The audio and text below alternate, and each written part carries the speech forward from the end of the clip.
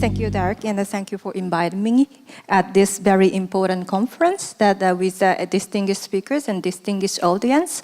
That I think that I'd rather focus on Japan's domestic situation, and also that I will focus on the need of the collaboration with other countries as well as international cooperation.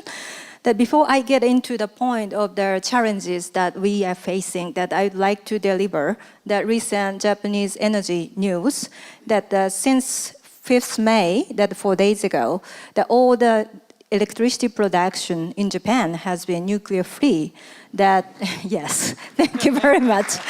Yes, nuclear free. That we shut down 45 reactors, which were online 14 months ago. This is the consequence of terrible accidents that occurred and are still continuing at Fukushima Daiichi, I have to say. And those reactors are shut down under regular inspection, not for dismantling. But I still would like to celebrate this situation because we are not living in dark. We're still enjoying efficient public transportation system in Tokyo. And at least that when I left Tokyo 2 days ago, I used efficient Narita Express from Tokyo to the Narita. And of course that we do not expect this continues. But the question is when and how we will be able to enjoy this situation. That will it be the 2020 or 2030 or 2050? If government accord the rule they introduced last year, like 40 lifetime for all reactors, that in Japan, that 2030, the dependency for nuclear will be like around 12%. And also that the government said that we have to decrease the reliance on nuclear generation. So we have to accelerate this 12% in 2030, so maybe 10% or to zero in 2030, I hope. And this kind of discussion, like a percentage of nuclear, is going on at the governmental committee, and they will submit the new energy policy proposal in this summer. And so this is a timing for us for the energy saving and the massive expansion of renewable energies in Japan. Energy saving does not mean one-way sudden cut-off of power supply, nor rotary blackouts. It should be efficient load management. Japan used to promote electricity use in heat sector, and as well as all electricity houses and buildings. Those kind of policy have to be abandoned. And also renewables. Japan will enact a feed-in tariff on 1st July this year.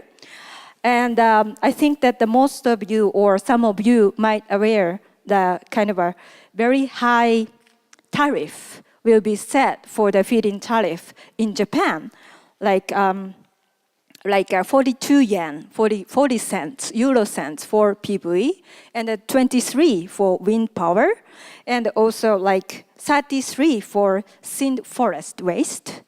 So it sounds promising. Actually, I got so many questions from my friends in Europe that who is doing renewable energy policy, how they can get the chance to have the wind power business in Japan. But the problem is that we don't have, for example, we don't have the priority access, demanding priority access for renewables to the grid.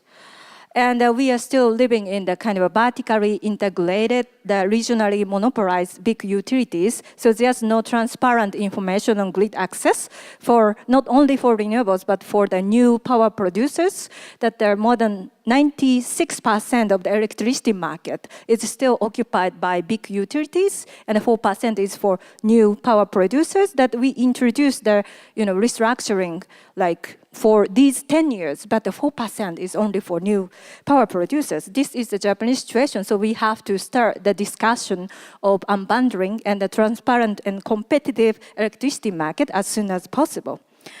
And many challenges that we are facing. And unfortunately, we are focusing on domestic issues. NGO as well are also focusing on the encouraging our own government to promote renewables and a much more sustainable way of energy form. So I think that we need a cooperation from other countries to advocate with their advanced renewables energy policies. I believe Germany on Germany can offer their very sophisticated design of feed-in tariff scheme to Japan, and renewable energy policy, as well as the heat energy policy of renewables.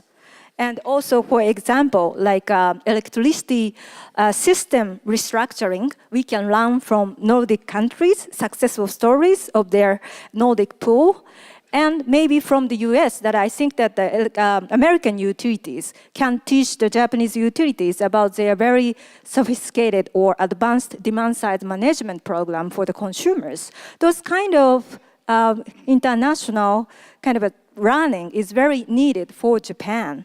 And also international discussion such as UNFCCC is very important for Japan. Actually, unfortunately, the climate change discussion in Japan is vanished. There's no discussion on climate change because that we are really threatened by the government and the utilities.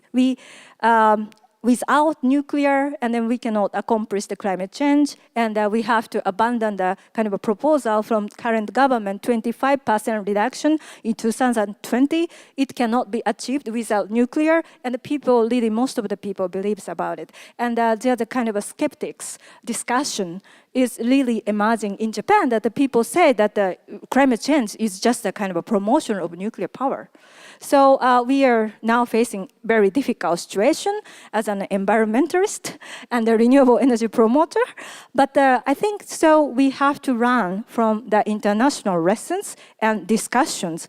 And but I think that we can phase out nuclear as well as promotion of renewable and energy saving is the only way to achieve that Japan could be survive in 2050. And I think that we can do that. And for achieving that, we need a kind of international collaboration and support. Thank you very much.